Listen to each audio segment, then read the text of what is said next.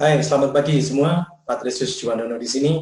Selamat tersesat ke channel saya, dan pagi ini saya akan menyesatkan Anda lebih jauh ke dunia penulisan artikel yang siap dikirim untuk menembus jurnal bereputasi. Nah, topik saya pada pagi hari ini adalah bagaimana menulis state of the art. Apa itu state of the art?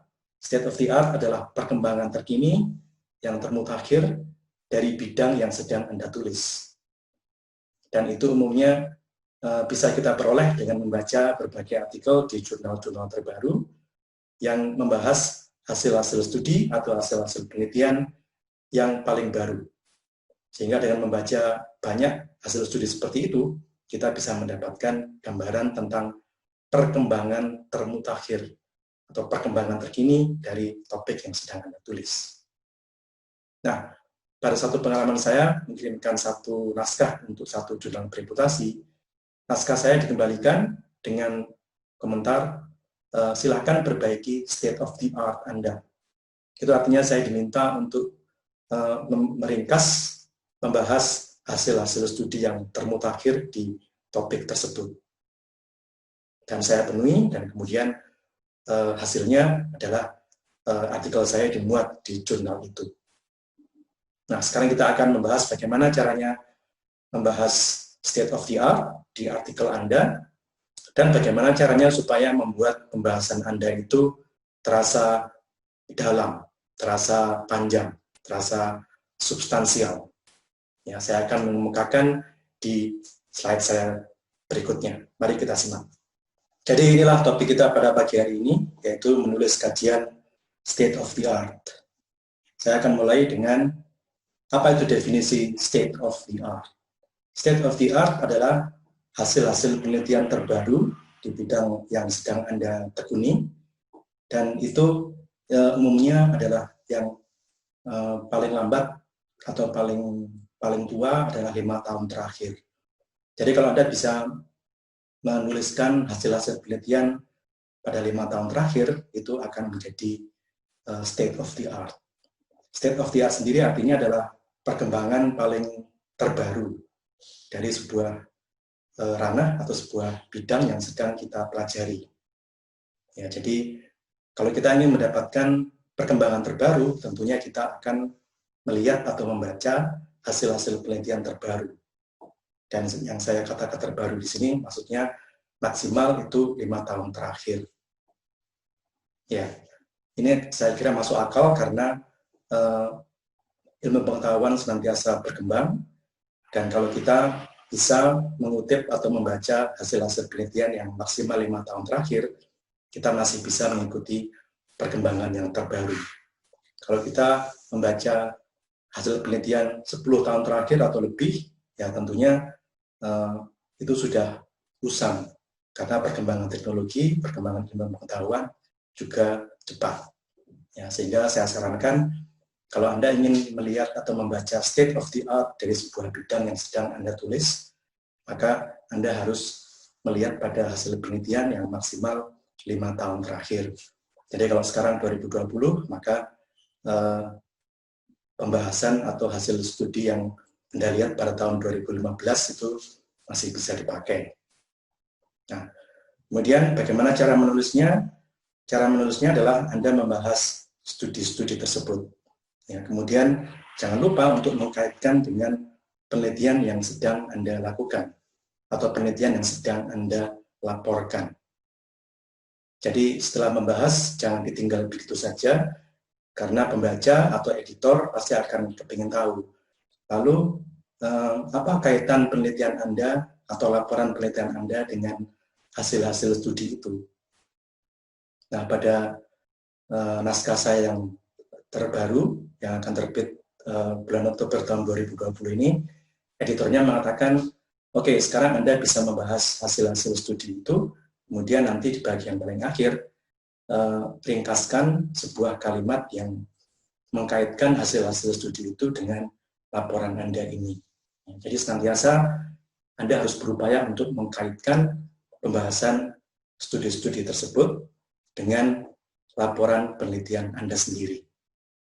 Misalnya, di mana perbedaannya atau di mana kesamaannya, ya, atau studi-studi itu mungkin meneliti satu atau dua variabel, sementara studi Anda meneliti variabel yang baru, yang belum terungkap di sana.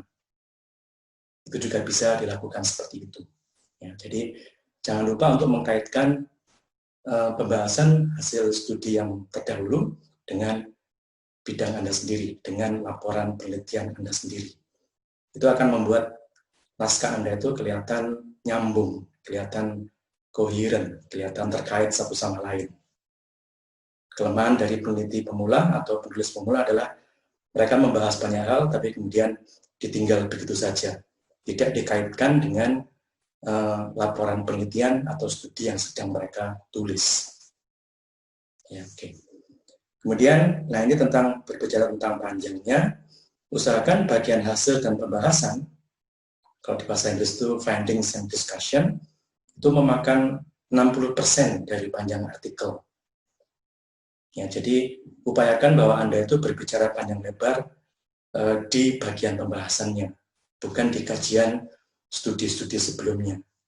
Saya kira ini masuk akal karena editor pasti akan mengharapkan pembahasan yang lebih padat, lebih banyak, lebih substansial di uraian Anda itu. Jadi bagian pembahasan hasilnya diharapkan lebih panjang daripada pembahasan studi-studi sebelumnya atau bahkan latar belakangnya.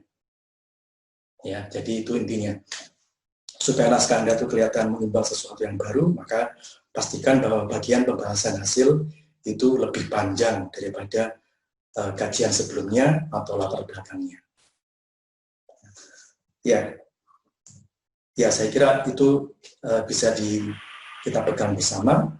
Kemudian kita akan melihat bagaimana contoh pembahasan state of the art.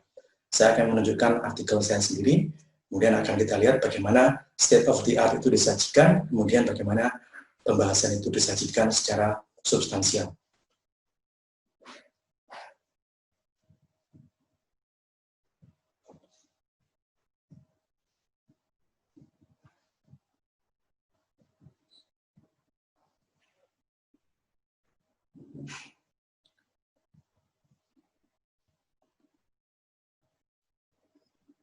Nah, ini adalah naskah saya sendiri yang terbit tahun 2019 yang lalu, dimuat di Indonesian Journal of Applied Linguistics. Ya, ini termasuk jurnal bereputasi internasional, oleh rekan-rekan di UPI, ya, Universitas Pendidikan Indonesia. Judulnya adalah How Language Teachers Perceive Information and Communication Technology. Kita lihat sekarang bagaimana saya mengemukakan state of the art. Nah, state of the art itu sudah saya kemukakan sejak awal. Jadi sudah sejak pada kalimat ketiga, saya sudah mengutip satu pembahasan atau satu studi atau satu ungkapan yang terbit tahun 2017. Dikemukakan oleh seorang ahli bernama Driessen. Kemudian menyusul West tahun 2013. Kemudian menyusul Visu Valingen tahun 2006. Ya.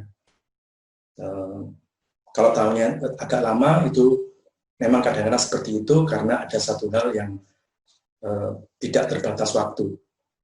Kebenarannya atau prinsipnya masih berlaku sampai bertahun-tahun sesudahnya. Sehingga ada beberapa yang memang kelihatan agak tua, tapi sebenarnya itu sah-sah saja karena kebenarannya masih berlaku sampai ketika saya menulis artikel itu. Ya. Kemudian, nah di sini saya mulai menyajikan state of the art-nya. Perhatikan di sini ada penelitian tahun 2018. Ya. Saya menulisnya ini tahun 2019 dan ini penelitian tahun 2018. Satu lagi penelitian 2018, 2017. Ya. Semuanya berbicara tentang studi-studi sebelumnya. Ya. Tuh, kita lihat lagi. Nah, di sini jangan lupa pada bagian akhir dari pendahuluan itu umumnya pembaca mengharapkan ringkasan tujuan penelitian. Di sini saya mengatakan dalam satu paragraf ini. More specifically, it addresses the questions of one, the things that teachers perceive as threats dan sebagainya. Di sini adalah rumusan masalah penelitian atau tujuan penelitian yang sedang saya laporkan ini.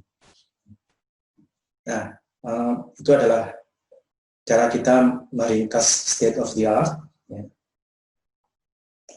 Kita lihat di sini.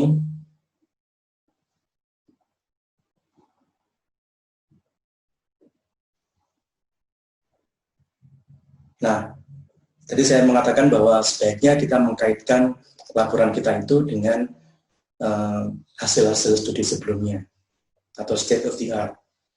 Kemudian di sini saya melakukan upaya itu dengan mengatakan bahwa sekalipun sudah ada studi-studi sebelumnya, namun ada kekurangan ya, atau studi-studi yang masih kurang banyak dilakukan dalam ranah ini. Dan disitulah studi saya ini akan mencoba melengkapinya. Nah, disitu adalah kaitan antara studi saya atau laporan ini dengan studi-studi sebelumnya. Ya, jadi sekali lagi berikan kaitan antara studi Anda dengan atau laporan yang sedang Anda tulis dengan state of the art atau dengan studi-studi sebelumnya. Nah, kemudian kita berbicara lagi tentang bagian pembahasan tadi yang saya bilang sebaiknya 60% dari panjang artikel. Nah, di sini saya mengemukakan panjang lebar. Jadi setelah pada bagian finding ya di sini. Nah, di sini adalah bagian findings and discussion. Nah, pada bagian findings and discussion, kalau kita lihat, saya menyajikan bukan cuma hasilnya, tapi juga pembahasan yang panjang lebar. Ya. Nah, bagaimana pembahasan yang panjang lebar itu diupayakan? Ya, tentunya kita mengkaitkan dengan state of the art tadi. Kita mengkaitkan dengan hasil-hasil studi yang sudah dilakukan sebelumnya. Ya, seperti di sini saya mengkaitkan dengan penelitiannya dari Bolden, Ozok, dan Rada tahun 2008. Kemudian ketika orang ini pada tahun 2017. Ya, jadi senantiasa dikaitkan dengan hasil studi sebelumnya. Ya. Jangan hanya membahas hasil Anda sendiri, tapi jangan lupa untuk mengkaitkannya juga dengan state of the art sebelumnya atau hasil-hasil studi oleh orang lain sebelumnya. Nah, ini ada saya mengkaitkan lagi dengan kepunyaannya Yu, Yuan, dan Park tahun 2012. Ya. Kemudian ada lagi tahun 2015. Ya. Jadi supaya pembahasan itu bisa panjang lebar, itu kita harus mengkaitkannya dengan pembahasan atau dengan hasil-hasil studi sebelumnya. Demikian sehingga bagian pembahasan itu terasa panjang, terasa panjang lebar, terasa dalam, terasa padat, dan orang bilang bernas, banyak isinya di situ. Ya. Oke, ini satu lagi ada dari tahun 2014 ya. Jadi seperti itulah saya mengupayakan supaya 60% dari panjang artikel saya ini adalah hasil pembahasan diskusi saya tentang hasil saya dan yang saya kaitkan dengan studi-studi sebelumnya. Itu membuatnya menjadi panjang. Ya, tidak sekedar mengungkapkan ini hasilnya, lalu pembahasannya hanya sekedar 1-2 paragraf saja, itu terlalu pendek. Ya, supaya bisa diterima di sebuah jurnal bereputasi, Anda harus bisa menunjukkan pembahasan yang dalam, yang panjang lebar, yang mengkaitkan dengan state of the art dan penelitian-penelitian sebelumnya.